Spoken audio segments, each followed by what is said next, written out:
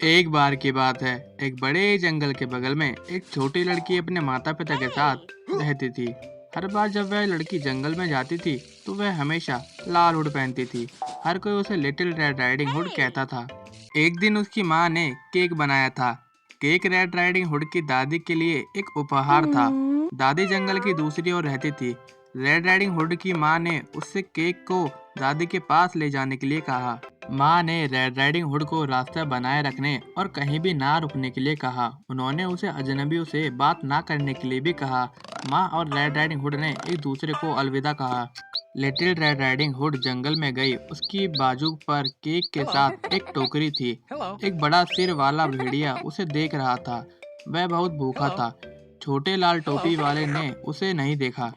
वह भेड़िया red riding hood के पास आया और उस भेड़िए ने दोस्ती बनाने की कोशिश की। उसने रेड राइडिंग हुड से पूछा कि वह कहाँ जा रही है।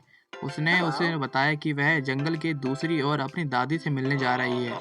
उस बड़े बुरे भेड़िए ने रेड राइडिंग हुड से कहा कि उसे फूल ले जाने चाहिए अपनी दादी के लिए। जैसे ही रेड राइडिंग हुड अपने दादी के लिए फूल ले रही थी, भेड़िया भाग गया। वह रेड राइडिंग हुड से पहले दादी के घर जाना चाहता था। दादी के घर पहुंचा भेड़िया। उसने दरवाजा खटखटाया। दादी ने पूछा कि यह कौन है। भेड़िए ने अपनी आवाज बदली और कहा कि मैं रेड राइडिंग हुड हूँ। दादी ने कहा कि दरवाजा खुला है। बड़े दुष्ट भेड़िए ने खुद को अंदर आने दिया। दादी ने उसे देखा और चिल्लाने लगी। इससे पहले कि वह ठंडी हो जाए, कुछ भी करे, बड़े दुष्ट भेड़िए ने दादी को निगल लिया। बड़ा दुष्ट भेड़िया संतुष्ट नहीं था। वह रेड राइडिंग हुड को भी खाना चाहता था। बड़े बुरे भेड़िए ने खुद को दादी के कपड़े पहने। वह उसके बिस्तर पर चढ़ गया। वह रेड राइडिंग हुड के आने का इंतजार करने लगा। रेड राइडिंग हुड दादी के घर आई। उसने दरवाजा खटखटाया और पूछा कि क्या वह अंदर आ सकती है। बड़े बुरे भेड़िए ने आवाज बदल ली। उसकी आवाज उसकी दादी की तरह लग रही थी। उसने उसे अंदर आने के लिए कहा। रेड राइडिंग हुड ने कहा कि उसकी दादी की आवाज कितनी गहरी थी। भेड़िए ने कहा उसके साथ उसका स्वागत करना बेहतर होगा। रेड राइडिंग हुड ने अपनी दादी के करीब गई और उसने कहा कि उसकी कितनी बड़ी आंखें हैं।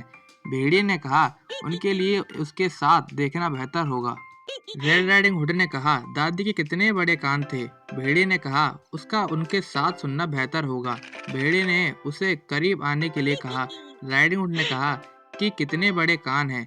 भेड़िए ने उससे कहा कि उन्हें खाना बेहतर होगा। भेड़िया बिस्तर से कूद गया और रेड राइडिंग हुड चिल्लाई। रेड राइडिंग हुड घर से भाग गई। बड़े बुरे भेड़िए ने उसका पीछा किया। उसने एक लकड़ी काटने वाले को देखा। रेड राइडिंग हुड ने उसे बताया कि भेड़िए ने उसकी दादी को खा लिया है। बहादुर लकड़ी काटने वाले ने बड़े दुष्ट भेड़िए को उठाया। उसने उसे हिलाया और दादी बाहर आ गई। वह सदमे में थी लेकिन दुखी और ठीक थी।